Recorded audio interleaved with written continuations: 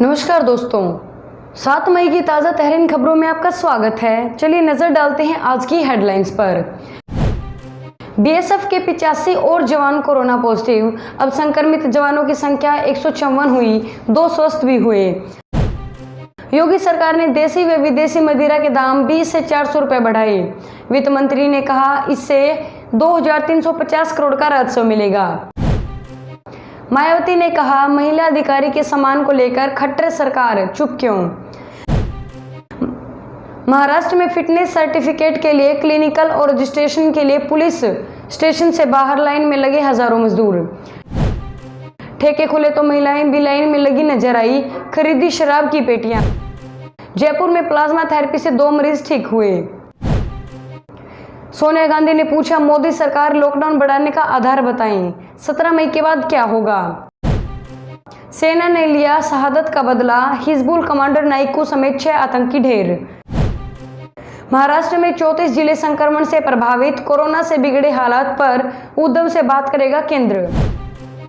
Israel के बाद Italy के वैज्ञानिकों ने किया दुनिया की पहली कोरोना वायरस वैक्सीन बनाने का दावा। पहली बड़ी खबर, बीएसएफ के 85 और जवान कोरोना पॉजिटिव। अब संक्रमित जवानों की संख्या 154 हुई, 2 स्वस्थ भी हुए। देश में कोरोना संक्रमितों की संख्या 49,570 हो गई है। अब तक 14,000 से ज्यादा मरीज ठीक भी हुए हैं। इस बीच सीमा सुरक्षा बल के प्रवक्ता ने बुधवार को बताया कि 85 और जवानों का कोरोना पॉजिटिव आया है। इसके साथ संक्रमित जवानों की कुल संख्या 154 हो गई है। वहीं 2 जवान स्वस्थ हो गए हैं। उधर केरल हाईकोर्ट में एक याचिका दाखिल की गई। इसमें कहा गया है कि अस्पतालों द्वारा मरीजों की व्यक्तिगत जानकारी लीक होने की आशंका है। कोर्ट इस पर संज्ञान ले और राज्य सरकार को दिशा निर्देश दे। हालांकि कोर्ट इस मामले में अगली सुनवाई 11 मई को करेगा। मंगलवार को महाराष्ट्र में 984, गुजरात में 441, पंजाब में 219, दिल्ली में 206, मध्य प्रदेश में 107, उत्तर प्रदेश में 114, राजस्थान में 97, तमिलनाडु में 508 समेत 2966 रिपोर्ट पॉजिटिव आई। दूसरी बड़ी खबर, योगी सरकार ने देसी व विदेशी मदिरा के दाम पर 20 से 400 रुपए बढ़ाए।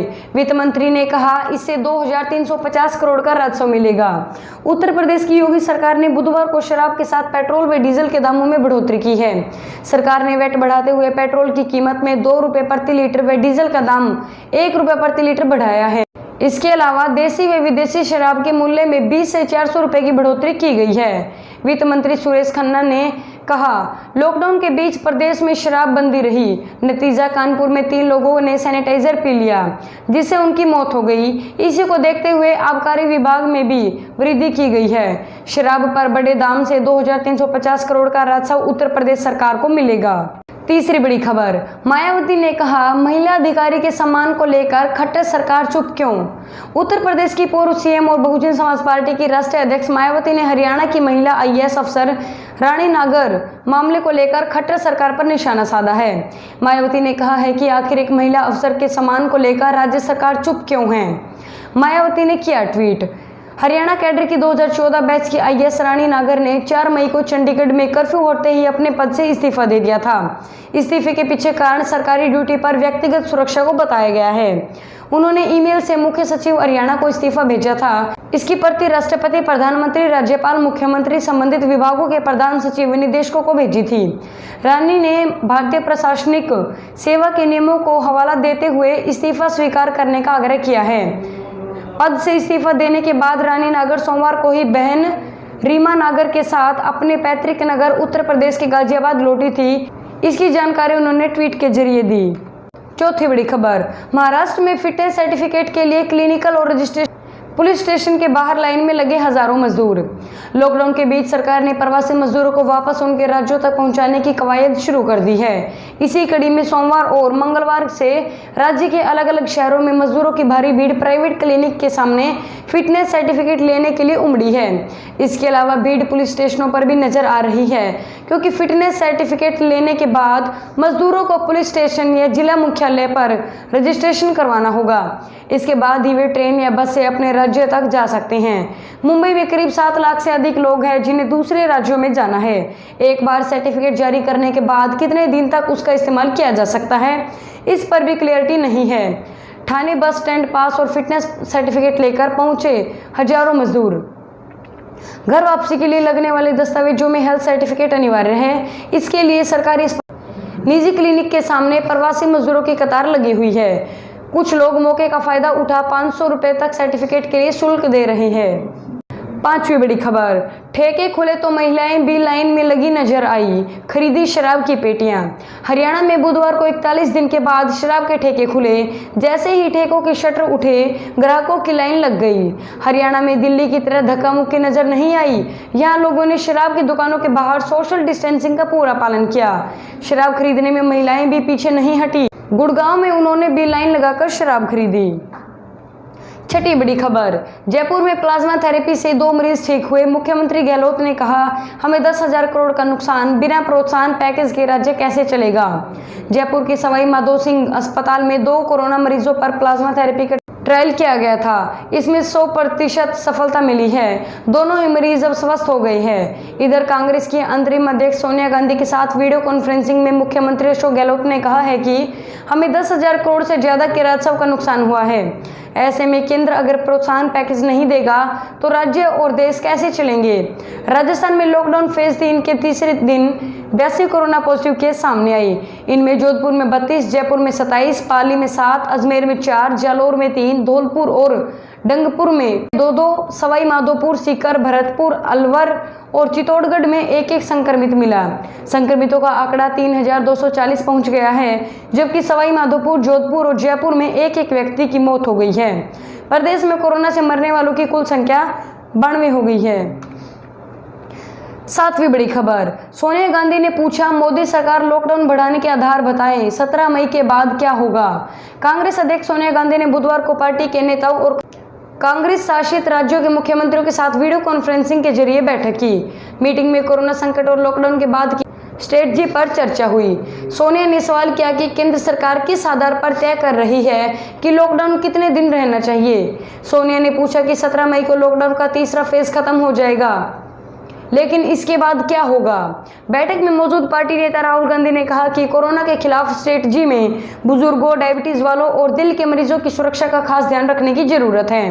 वहीं पूर्व प्रधानमंत्री मनमोहन सिंह ने सोनिया का सवाल दोहराया। उन्होंने कहा कि मुख्यमंत्रियों को भी लॉकडाउन खत्म करने के बारे में सोचना चाहिए।